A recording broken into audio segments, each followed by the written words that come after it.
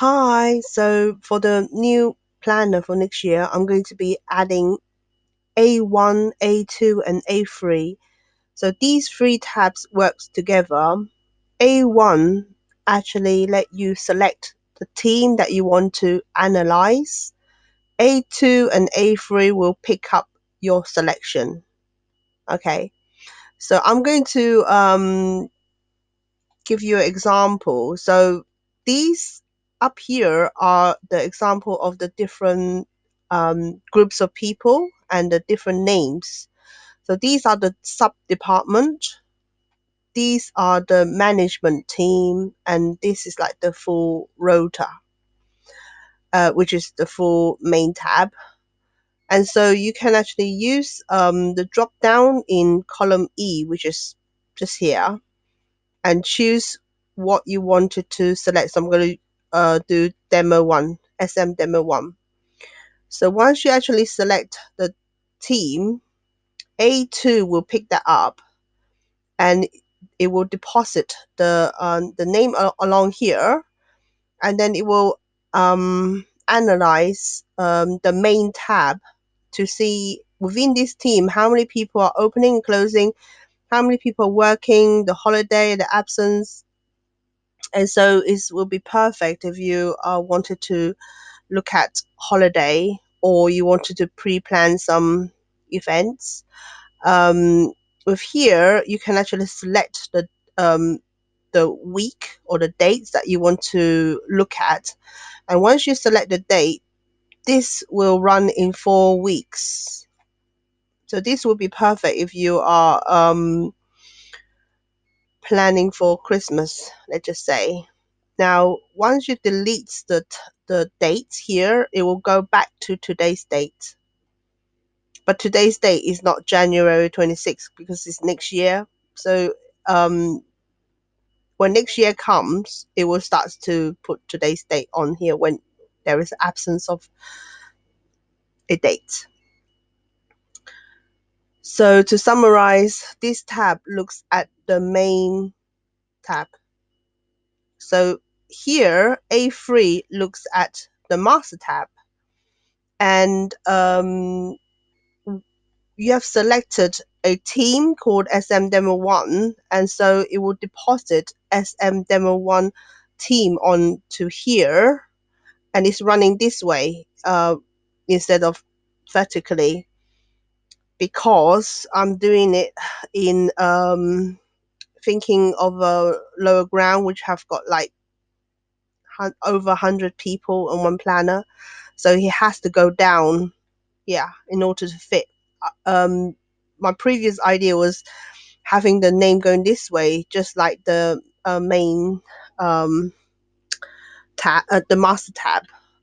But I can't actually create formulas for this way. But this way is okay. So what it is, once you select your team, it will analyze hour by hour for 4 weeks. The coverage of the rota. So so you have got here will be people turning up between 9 to 10 o'clock, which is the store opening.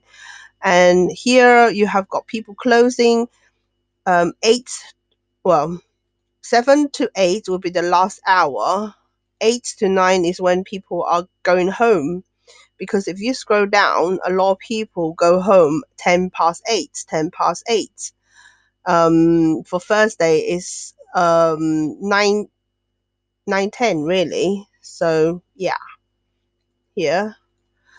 And so let's try in another team, because at the moment I'm looking at SM demo 1, which is this group of people. So oops, I'm just going to use the entire floor so that you can actually see the difference. So I'm just typing in this. So as you can see, once I select the name, the whole list will transfer to this column, and then A1, A2, and A3 will pick that data up and deposit the name and collect the data from the main tab. And once the data is in, all of these will start to calculate who's in, who's not in, who is absent, who is on holiday. It's very important that you don't put in the word sick or any performance related issues, but we all know that by now. And then A3 will do the same thing. It will deposit the whole floor onto here, and it will start to analyze the coverage. Yeah. And you would say, why is there people staying after 9? Of course, it's that 10 minute. It is that 10 minute. Yeah, it's a 10 minute. Yeah, some rota will have people staying after 10 because, for example, the roof garden, and also some people are doing overnights. Yeah. Well, I hope that is helpful. Now, now that we have got the new admin team, hopefully we can keep all of these fields up to date. So you have got the sub department, and then you have got the manager name, and then you have got the this will I will input in. So these three rows is what this is picking up. Okay, so I can actually just select department C, and what happened is this is actually going through the master tab, and picking up all the department ABC. So I find that a lot of the planners still have got department 4 and SM4 because they haven't bothered to change the management names. So once everything is all nicely cleaned up, this will actually pick up the details. Yeah. And now if you scroll across on A1, you can actually select your own team. Now this is the point where if you're a manager and you actually wanted to do your appraisal with just one other person. Okay, let me just do that again. So if you're SM1 and you wanted to work with name 4, so what you do, you go to column E and select project 1, or you could give it another name, doesn't really matter. So you will highlight both of you here. Okay, I'm just going to let it run. And so you can actually plan your ARP or PDP, whatever you need to plan. And so you can actually just go and find the days that both of you are in together. So that will be quite useful. And of course, you can actually choose the month you want to work with. That's how I would use it. It's actually quite good if you can actually choose a few more people to analyze. Um, is that project 1? Yeah, you can actually just go and analyze more people.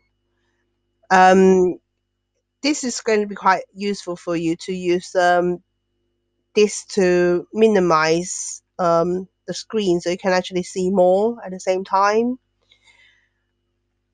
Yeah, I hope this is useful for you. Now, bear in mind that all of this calculation is calculating the group of people.